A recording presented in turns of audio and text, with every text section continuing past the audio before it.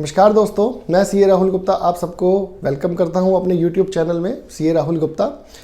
दोस्तों, कल मेरी बात हो रही थी पंकज तंवर जी से, बिटकॉइन एक्सपर्ट इंडिया जो YouTube चैनल चलाते हैं, मेरी उनसे बात हो रही थी। तो उन्होंने मुझे बताया कि कुछ र्यूमर्स बहुत ज़्यादा फैल रहे हैं और लोग थोड़ा पैनिक सिचुएशन में उस वजह से आ रहे हैं कि क्या करें क्या ना करें। तो मैं उन्हीं र्यूमर्स को क्लियर करने के लिए आप लोगों के सामने आया हूँ।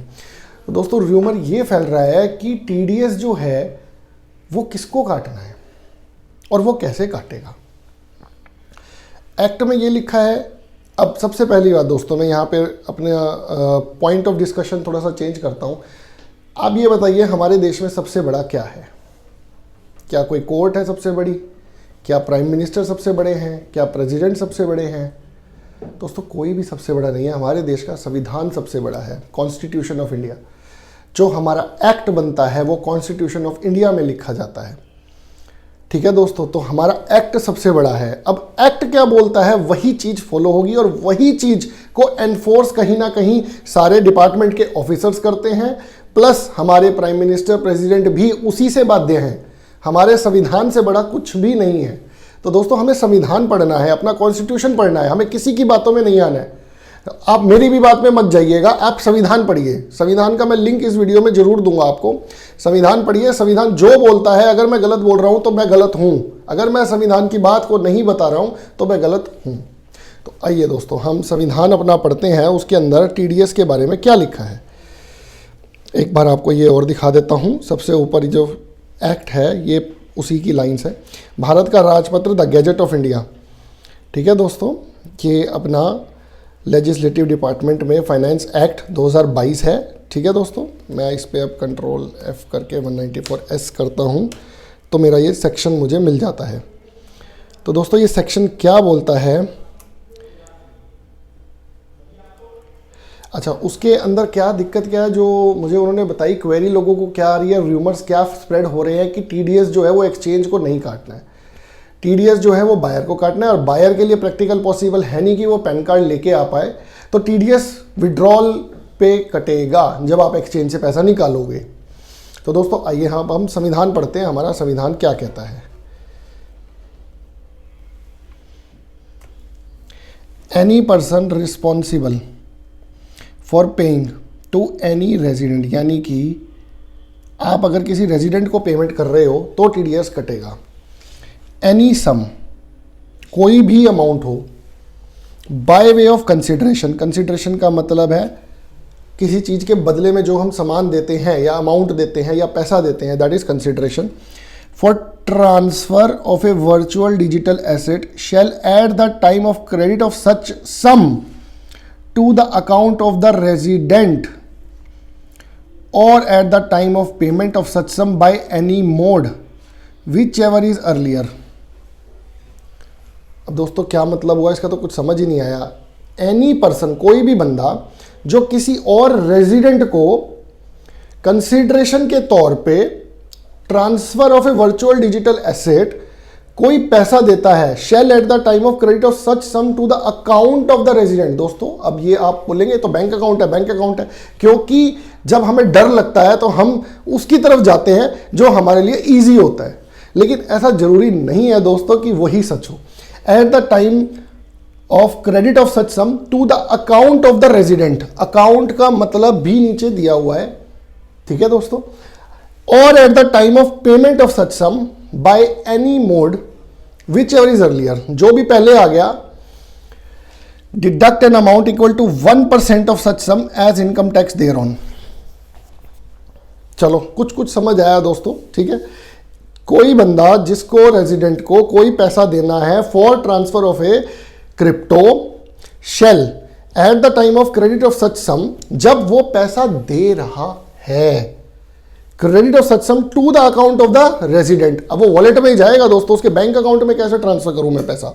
मैं उसके वॉलेट में डालूंगा या P2P में डालूंगा या जो भी आप मोड और कुछ अडॉप्ट करते हैं, मैं उसी मोड में डालूंगा।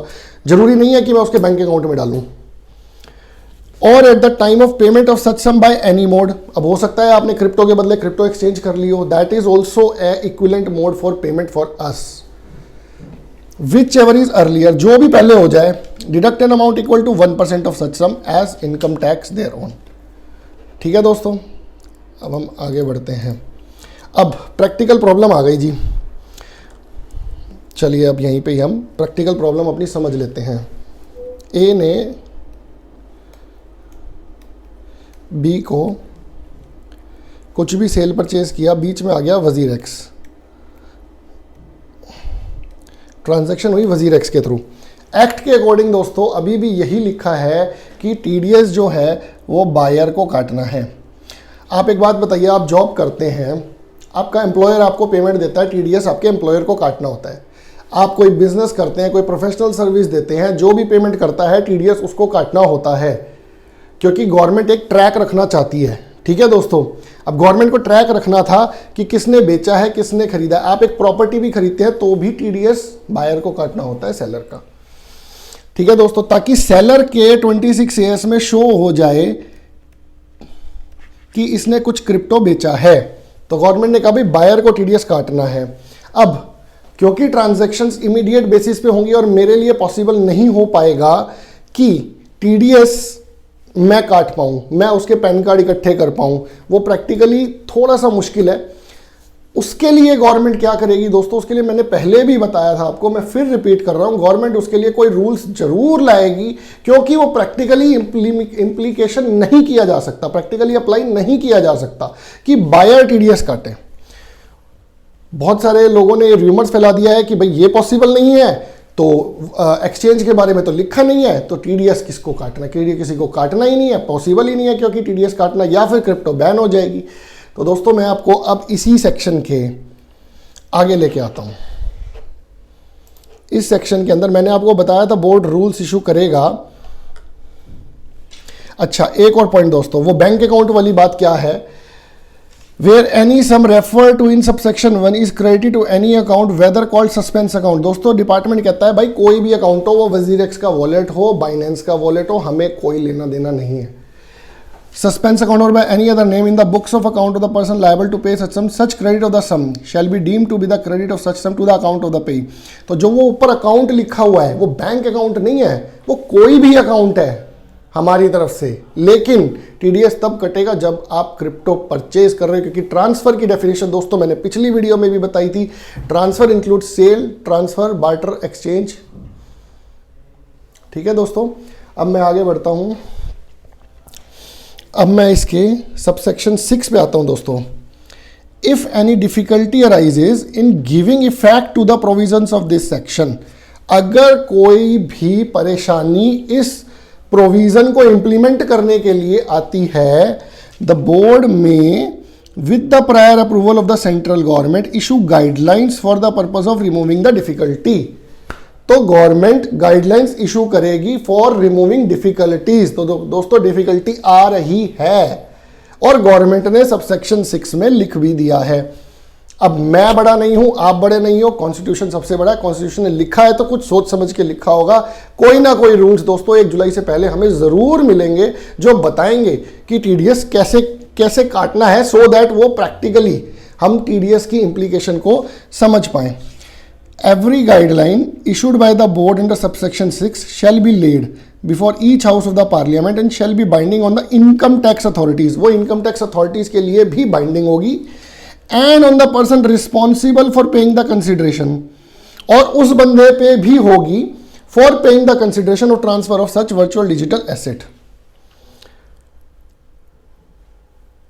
तो आई होप सो दोस्तों कि ये मैटर इस चीज़ से आपको क्लियर हो गया होगा। और प्लीज़ आप रूमर्स पे विश्वास मत कीजिए, मैंने आपको बता दिया है।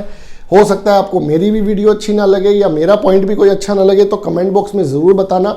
मेरे संविधान से बड़ा कोई नहीं है, हमारे संविधान से बड़ा कोई नहीं है, ना कोई पीएम, ना कोई अपने प्रेसिडेंट। हमारा संविधान सबसे बड़ा है, ना कोई कोर्ट बड़ी है दोस्तों, ना मैं बड़ा हूँ। आई होप सो दोस्तों आपको ये वीडियो का मेरा मकसद जो था वीडियो लाने का ये समझ आया होगा, और आप आगे से कोई भी र्यूमर देखने से पहले ये जरूर देखेंगे कि हमारे संविधान में क्या लिखा हुआ है। ठीक है दोस्तों, आशा करता हूँ आपको हमारी वीडियो पसंद आई होगी। जय हिंद दोस्तों।